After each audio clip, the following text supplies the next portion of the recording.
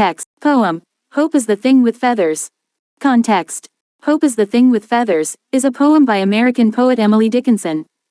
The poem was first published posthumously in 1891 in a collection called Poems, edited by Mabel Loomis Todd and Thomas Wentworth Higginson. The poem is a short lyric in which Dickinson personifies hope as a bird with feathers that perches in the soul. The bird sings sweetly and never stops singing, even in the harshest of storms. The speaker suggests that hope is essential for survival and that it sustains the soul through adversity.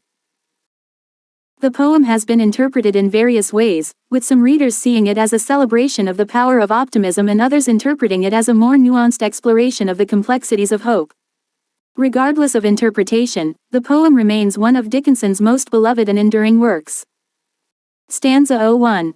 Hope is the thing with feathers that perches in the soul and sings the tune without the words and never stops at all. Explanation.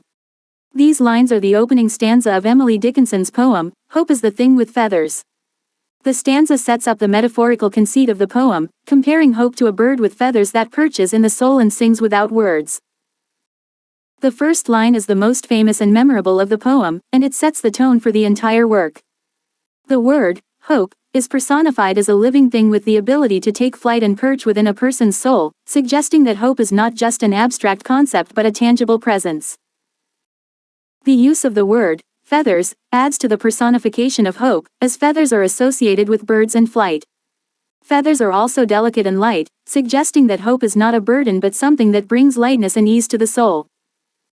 The second line continues the metaphor of the bird, suggesting that hope sings the tune without the words.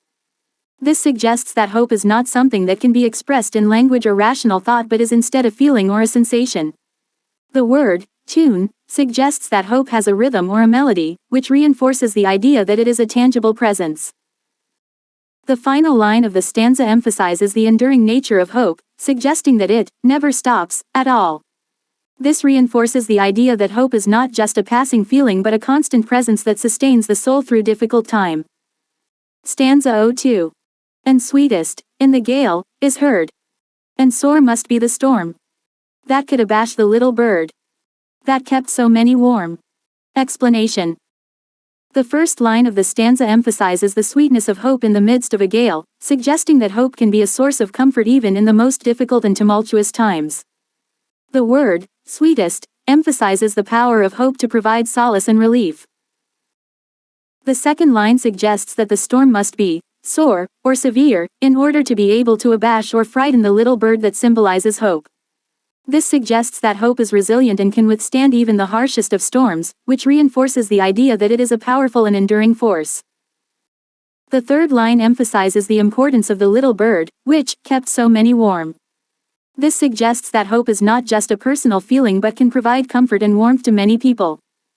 The use of the word, kept, implies a sense of protection and care, suggesting that hope has a nurturing quality. Stanza 03. I've heard it in the chillest land and on the strangest sea. Yet, never, in extremity, it asked a crumb of me. Explanation.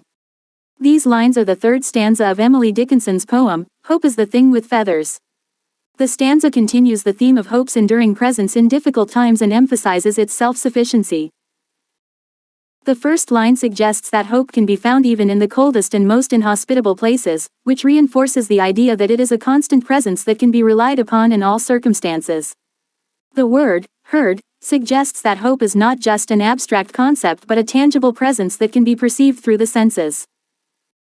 The second line extends the metaphor of hope as a bird to suggest that it can be found even on the strangest sea. This reinforces the idea that hope is not limited to specific geographical or cultural contexts but is a universal human experience.